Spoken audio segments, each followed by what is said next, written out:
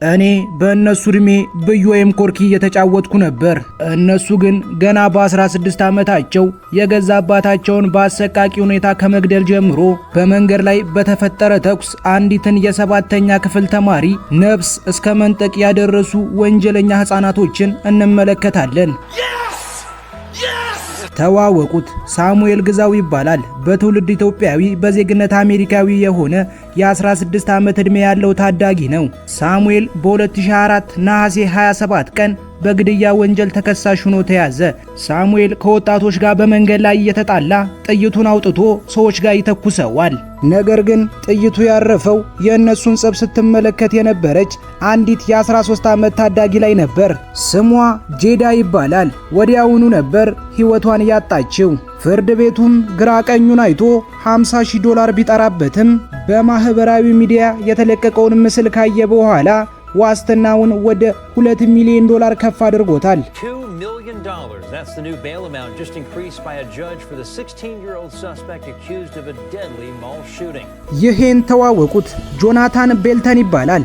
የ16 ዓመት ታዳጊ ነው። በ2008 ታህሳስ 28 ቀን በግድያ ወንጀል ተከሳሽ ሆኖ ተያዘ።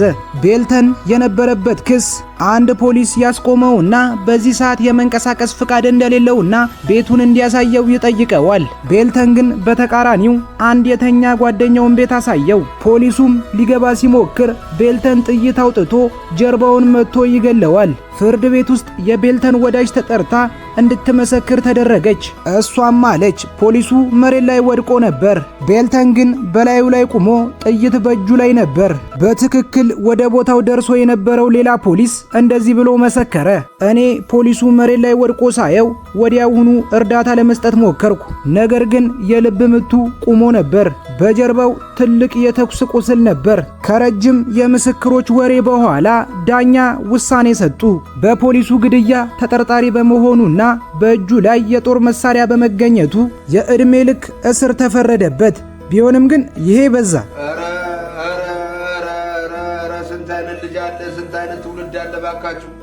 ቀጣዩን ተዋወቁት። ራሰል ቡሬል ይባላል። እሱም እንደ ሌሎቹ የ16 ዓመት ታዳጊ ነው።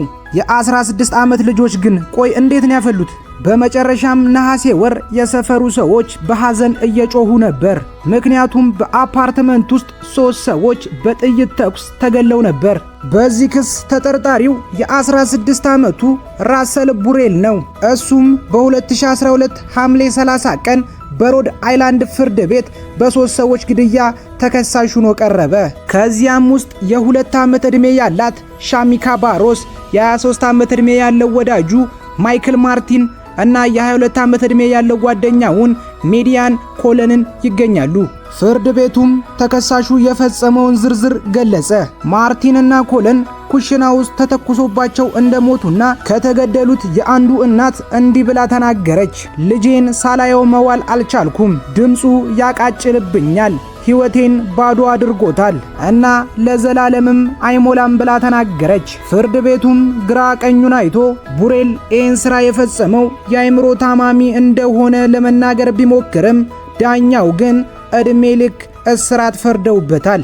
ይሄ ይገባዋል። ይሄን ልጅ ያው 9 ወር ተረግዞ አይደለም በ10 ብር ተገዝቶ አያዋጣም። ተዋወቋት።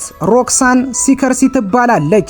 የ15 ዓመት ታዳጊ ናት። በ2004 ጥቅምት 17 ቀን ከሰዓት 8 ሰዓት በቤተሰቧ ቤት ውስጥ በስርቆት እየተንቀሳቀሰች ነበር። የ23 ዓመቱ ወንድ ጓደኛዋ ማይክል ራሼል ውጭ ሆኖ ቴክስት እየላከላት ነበር። እሱም በተናገሩት መሰረት እቅዱን እየነገራት ነበር። እሷም በተነጋገሩት መሰረት ቤተሰቦቿን ሙሉ ለሙሉ ለማስወገድ ተስማማለች።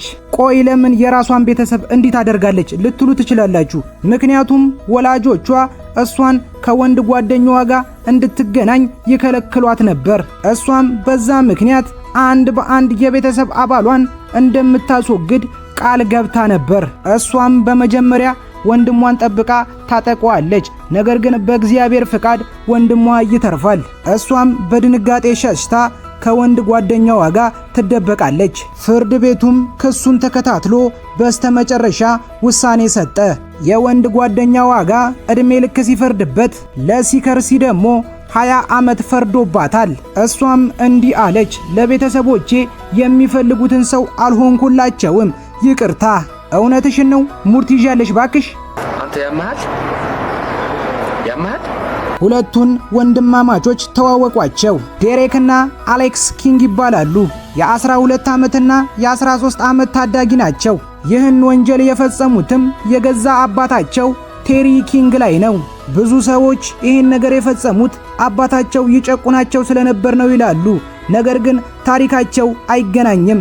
በኖቬምበር 6 2001 የቴሪ ኪንግ ቤት በእሳት ተያይዞ እየተቃጠለ የመጀመሪያ እርዳታ ቡድኖች ደርሰው እሳቱን ይቆጣጠሩታል። እቤት ውስጥም ገብተው ሲያዩ የኪንግን ሬሳ ያገኙታል። ነገር ግን እሱ በእሳቱ ተቃጥሎ አልነበረም የሞተው። ልጆቹ ዴሬክና አሌክስ ኪንግ አባታቸው ተኝቶ ባለበት ሰዓት ከአልጋ ላይ ገፍትረው ይጥሉታል። ከባድ ጉዳት ስለደረሰበት አባታቸውም እዛው ይሞታል።